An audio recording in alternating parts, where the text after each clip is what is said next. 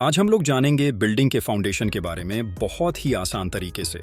Foundation को define करने का आसान तरीका है the base on which something stands and its main function is to hold the structure and transfer the load to the ground.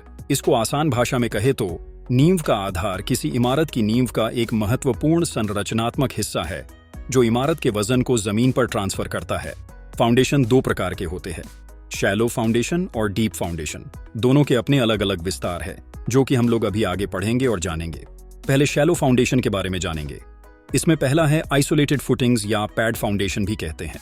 ये strips या pad हैं जिनका उपयोग लोड को दीवार और कॉलम से मिट्टी या हार्ड स्ट्रेट्स पर ट्रांसफर करने के लिए किया जाता है, जिसका उपयोग आसानी से भी किया जा सकता है।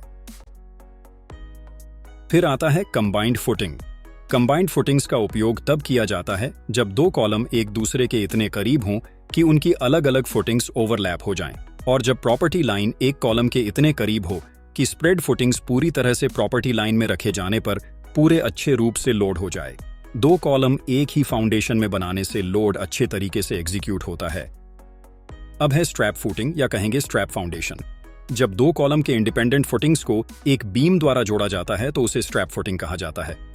इसका उपयोग तब किया जाता है जब कॉलम के बीच की दूरी इतनी अधिक होती है कि combined trapezoidal footings high bending moment के साथ काफी नैरो हो जाते हैं।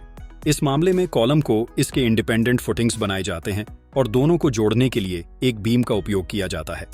स्ट्रैप बीम मिट्टी के संपर्क में नहीं रहता है और इस प्रकार मिट्टी पर कोई भार ट्रांसफर नहीं करता है। बीम असीम रूप से कठोर माना जाता है। दोनों पैरों के नीचे समान और समान मिट्टी के दबाव के साथ कॉलम भार को मिट्टी में ट्रांसफर करने का काम करता है। फिर आता है ग्रिलेज फुटिंग, एक प्रकार का फाउंडेशन जो अधिक लोड को एक बड़े एरिया में ट्रांसफर करती है। एक फाउंडेशन जहां आयरन रेल्स और स्ट्रक्चरल बीम को एक क्रिस क्रॉस पैटर्न में जोड़ा जाता है और बिना किसी स्टोन या भारी एग्जीक्यूशन की जरूरत के इमारतों के वजन का सपोर्ट करने के लिए कंक्रीट में ढलाई किया हुआ होता है, जिसकी आप डायग्राम में देख सकते हैं किस प्रकार से ग्रिलेज फुटिंग इस्तेमाल हुई है।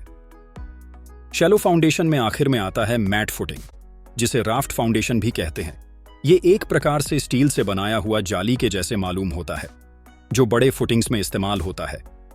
इनका उपयोग पूरे एरिया में हैवी कॉलम से भार को लोअर प्रेशर दबाव में फैलाने करने के लिए हाई कॉन्सेंट्रेटेड लोड्स वाली कमजोर मिट्टी में किया जाता है, जैसा कि आप डायग्राम में देखकर समझ सकते हैं। अब हम जानेंगे डीप फाउंडेशन और उसके प्रकार के बारे में।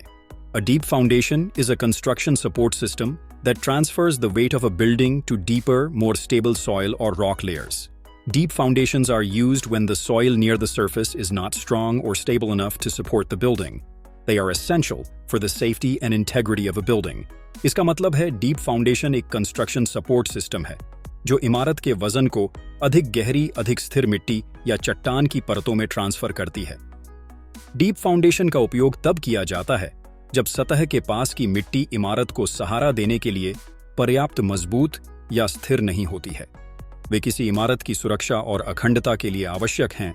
कैसेंस फुटिंग्स या एक वाटरटाइट बॉक्स जैसी स्ट्रक्चर वाला है, गोल या रेक्टेंगुलर जो पुल घाट, कंक्रीट बांध या मरम्मत जहाज की नींव पर काम करने के लिए जमीन या पानी की सतह से डूब जाती है। डीप फाउंडेशन में आखिर में आता है काफर डैम।